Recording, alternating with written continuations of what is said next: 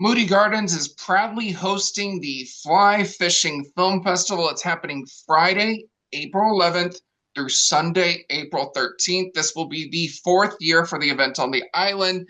Joining me now to discuss everything about the Fly Fishing Film Festival for part two and maybe getting a few more fishing tips, Captain Eric Trout and Zach Follis, manager with the Galveston Fishing Company, your business, a proud supporter of the festival over the years. Thank you so much for joining me. Well, thanks for having us. Thank you. Awesome. Now, Eric, last week we focused on the film festival side, but there are a bunch of other things going on as well. This includes fly fishing lessons Saturday and Sunday. Can you tell us a little bit more about these classes? What are people going to learn? So what people learn Friday and Saturday, I know they have a couple of classes. We're going to be doing a casting class, and it's going to be a beginner class put on by a nonprofit organization called Good Fly that helps veterans and first responders. And they're going to teach you the basic beginnings to how you'd cast a fly rod, how you'll get a fly to a fish and be able to hook a fish. The next class that's going to be taught at the film festival weekend is going to be a fly tying basics class, and that'll be taught at Moody, and it's going to be the basics of fly tying. You'll tie an actual fly in the class, put on by one of our local fly tyers who ties a lot of patterns for this bay. And you'll learn the basics of how to get into it, the different knots you use on the fly, and how to make it look like something that a fish wants to eat. Now, these classes that y'all are offering, they're not just for beginners, though. They're for all levels. Yes, that would be it. Moody Gardens is going to be geared classes for everybody. The more you get into it, the more you're interested. If you reach out to our shop, Galveston Fishing Company, we put on different levels of tying classes. We have just social fly tying nights, and we can put on different levels of casting classes as well to get somebody who's more experienced but wants to kind of up their game and their cast or whatnot, get a little bit more distance or a little bit more accuracy. We've got people here who can help you do that. I guess my question that you just mentioned, distance and accuracy, is that more important with fly fishing than like regular fishing, or is it the same for both? Or It's much more important with regular fishing. The majority of the time, you're just kind of casting at water where you think a fish is and just retrieving your lure. With fly fishing, because the way the flies are and the way we do it, we're trying to hunt the fish. So we're trying to see the fish first. Once we see it, you've got to be able to cast the fly in the right position so that it doesn't scare the fish away, but also gets in front of it in a way that it's going to see it and entice it to eat. So it's a more challenging way of fishing, but it's also a much more rewarding way. that's great. Now, Zach, we talked about the difference between fly fishing and fishing last week. There were a bunch of differences I didn't even know about. Now, I did a little bit of Googling, which can be dangerous. Now, are there different types of knots you will use more for fly fishing versus regular fishing? A lot of the knots are going to be carryover. One thing that we use a lot in saltwater fly fishing is going to be a loop knot. So that's just going to be a little bit different than what you would do to conventional, but most of the knots are going to be carried over from what you would do in your conventional fishing, just with some slight variations here and there. It's good to know. Now, we know there's the film festival, we know there's the classes, but there are also going to be a lot of vendors on property for the weekend, the April 11th through the 13th at Moody Gardens. Lots of great opportunities to get some gear. Can you tell us more about what people are going to be able to find? For us, our booth, we're going to be selling some of our shop gear, branded t-shirts and clothing, whatnot, hats. And we'll also be selling some kits and whatnot. So people who are just getting into the sport can get started with a combo rod and reel that's not going to break the bank. And then we'll have some other stuff as well for those people who are a little bit more experienced. That's great about that. Y'all have like, I guess, like the kits that aren't going to break the bank. Like, uh, first of all, what sort of gear should one have when planning to go fly fishing? And then like what is like a typical budget somebody should maybe think about?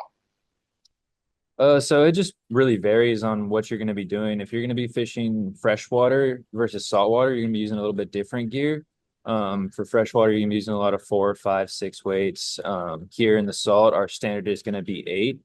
We're using a lot of 8 weights, so that's what we'll recommend to a lot of beginners as well as advanced people. And then in terms of price, it really depends on what you want to spend. We could get you a combo for 250, or you could go all the way up and spend $3,500 if you wanted to. It just really depends on your budget and what you're comfortable with, your skill level as well, because That's that will awesome. depend on what you're going to buy. That's awesome. Y'all have a range, for everyone. So anybody, no matter the budget, somebody could enjoy fly fishing for the weekend or for life. Hmm. That's awesome. For sure. Fishing seemed like, we talked about last week, I went fishing with my grandpa sometimes, and it just seemed to bring people together. Do y'all both have any memorable stories about fly fishing or fishing? I mean, y'all are in the business, y'all deal with it every single day. Like any memorable moments y'all like to share? I've got a ton of memorable moments, and it can be anything from catching new species to 80 plus pound fish. But I guess one of the best ones was I used to guide conventional inshore fish in the bay and also running offshore on a sports fishing boat, catching fish in the blue water.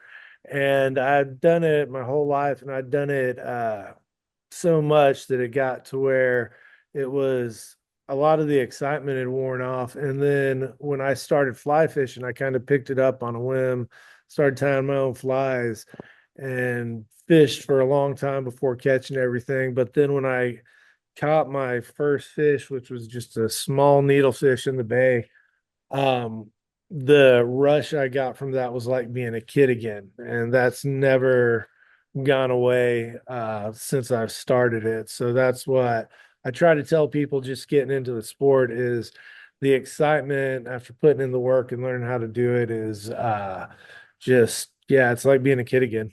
It's always you get that rush. It's fun. All right, Eric, you mentioned 80-pound fish. Eric, Zach, what is the largest fish y'all have ever caught? I'm just curious. Um, on fly, the largest fish that I've caught on fly would be it was an 80 plus pound tarpon Wow. that I actually caught last year. And then on that same trip that we were on, which was a hosted trip, we were run through the shop, a 130 pound Wow. tarpon was caught as well. So it can, depending on the fish you're trying to catch, what you're going for, a couple 100 pound marlin have been landed on fly fishing equipment. So backbreaking. Yeah. It's awesome. All right, my last question for y'all. Everybody's looking for some fishing, fly fishing tips. Can y'all reveal? I know y'all can't reveal some of y'all's hidden locations, but what are some of the best areas around here to catch some fish, either fly fishing or regular fishing? One of the spots that we recommend a lot is going to be the state park. Galveston has its own state park, Galveston Island State Park. Super easy wade-in access. They also have a couple kayak launch points. They rent their own kayaks. It's a super easy area to figure out. So I recommend that area a lot to people. Just easy access, not too complicated, easy to get to, easy to find. So that's one that we're going to recommend a lot. That's awesome. Okay, you mentioned kayaks, so y'all fish from kayaks sometimes? Yeah, I mean, for fly fishing, you can fish, you can wade, you can kayak, or we run a lot of trips out of technical poling skiffs. That's So awesome. fishing super shallow water, but kayak wading, however you want to do it, you can get it done.